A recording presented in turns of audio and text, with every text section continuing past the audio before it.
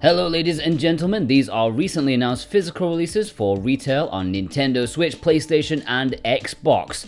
First, let's start with Godshard Chronicles. Full disclosure, I work with Premium Edition Games and we are publishing the physical version of Godshard Chronicles. The Kickstarter is live and you can pre-order physical versions for Switch, PS4 and PS5. There's even a retro edition for Nintendo Switch. This is an amazing looking game, heavily inspired by the likes of A Link to the Past, Luna, and Secret of Mana. This is a co-op optional action RPG with beautiful pixels and music. Like seriously, click the link below to the Kickstarter, scroll down and you can listen to the theme song and oh my god, it's amazing. Go check it out with the links below. But onto the retail releases. Just to do a little bit of admin from last episode, I did mention the Nintendo Direct that there were a few games that almost certainly would have physical releases, but it wasn't 100% completely verified at the time of me making it. Well, just a quick update, Endless Ocean Luminous is getting a physical release. I think this might have been my favorite announcement, even if at the time I wasn't blown away by it. But thinking about me playing this with my daughter and teaching her about like the subject that I love, yeah, I genuinely can't wait for this. And if you want to pre-order this or any of the games in this video, then please consider using the links below to purchase, and that massively helps support me at the same time. Shin Megami Tensei 5 Vengence is also getting a physical release, and I'm still quite confused about it. I don't think I get it, just like I still don't really get the difference between the two Persona 5 games. I think it's the standard game, but now there's like a different storyline to follow if you want to, which I'm hoping can be played straight from the beginning. Otherwise, the original game fans will be slightly pissed off because I did hear that there's no save compatibility. There is a standard edition and a Steelbook launch edition for Switch, PS5, and Xbox. REYNATIS was announced by NIS America. This was actually in the Japanese Direct, and I was a bit worried it was going to be one of those games that stayed there. But no, it's getting a Western physical. Although I am interested in the game, the build shown in the Direct, like the footage, did look, quite ropey despite the interesting premise. I've seen some people comparing it to the Kingdom Hearts series a little bit, so yeah, I'm going to keep my eyes on this for sure. You can pre-order the Deluxe Edition on Switch, PS4, and PS5. Richman 11 is getting a physical release on PS4 and PS5 in North America. Seems to be skipping the Switch, which is unusual for East Asia Soft, especially with their soft start games. They usually want to promote the hell out of them thanks to their big catalogue of games. But hey, I get it. This is a party board game type of thing. It looks quite nice, but not really one for collectors. This is coming in June.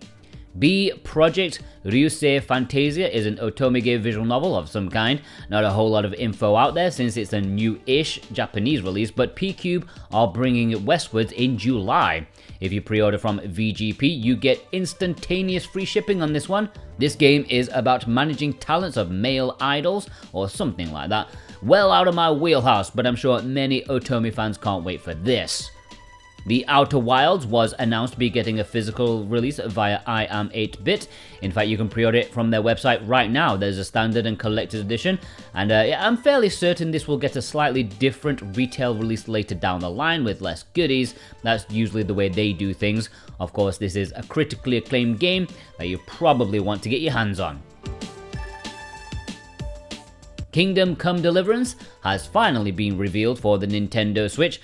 I don't know why, but this game was like rumored for almost half a decade, one of those impossible ports, but it seems sheer willpower of the rumors alone created this into existence.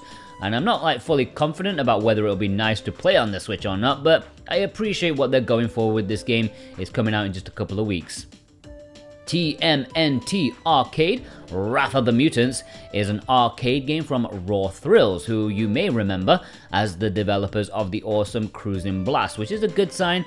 I mean, it's published by Game Mill, which is a terrible sign, awful company, but maybe, those two companies cancel each other out to make something pretty decent. This is an arcade game from 2017, so it's pretty old, and I've never played it, but hey, more Turtles action for you 90s kids. This is coming in April on the Switch, PS4, PS5, and Xbox. Alright, let's focus on some import games from here on. If you click the links in the description, you can also get 5% off with the code Jordan24. Ib, you may remember, was an import exclusive for Nintendo Switch last year. Well, it's an import exclusive again, but this time for PS4 and PS5. This is a neat little horror game where I think, looks are deceiving. It's creepy and well made with decent enough puzzles and an interesting story. This is coming in March and it's in a deluxe edition which comes with an art book and an actual puzzle of some kind. Snufkin, Melody of Moominvalley, looks to be super adorable. I didn't know Moomins were still a thing, nor were they capable of such utter chill and charming looking game. Look at this. It's reminding me heavily of The Wanderer, which is also a Switch import exclusive, and I'm surprised it's not made by the same people. I thought that was nailed on. The physical version is coming in Japan with English, and there's a standard and collector's edition which includes an art book, soundtrack CD, and pin badge. It's coming in June, and of course, it could get a Western physical announcement, but nothing's been announced as of yet. 7 Days, Anata to Sugosu Nanokakan is a visual novel developed by Life Zero and is one of those designed to make you cry. This has been in English before on PC, but this physical version coming to Japan is the first it's been on the Switch. This is a decently rated game in the VN community, and there's a standard and collector's edition coming in June. Dave the Diver is getting a physical release in Japan in May, titled the Anniversary Edition. It can't have been that long, right? 1 year already? What? It feels like 5 minutes ago this came out. Anyway, I haven't played it, but everyone tells me it's bloody amazing. This Japanese release will have English, which is nice. And of course, a Western physical could happen in the future, but nothing's been said so far.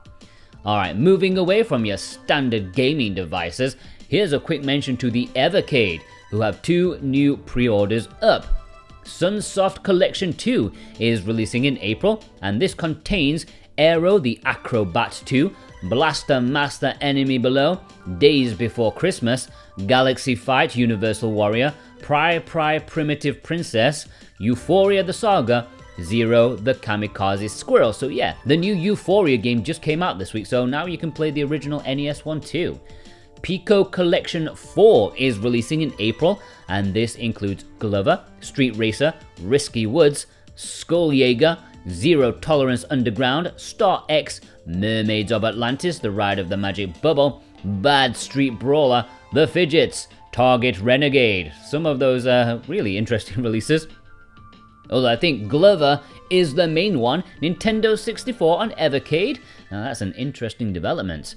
You can buy these individually for an incredibly cheap price. I mean, if these were on the Switch, they would be double what Evercade are asking for, or you can get them in a bundle, which includes free shipping.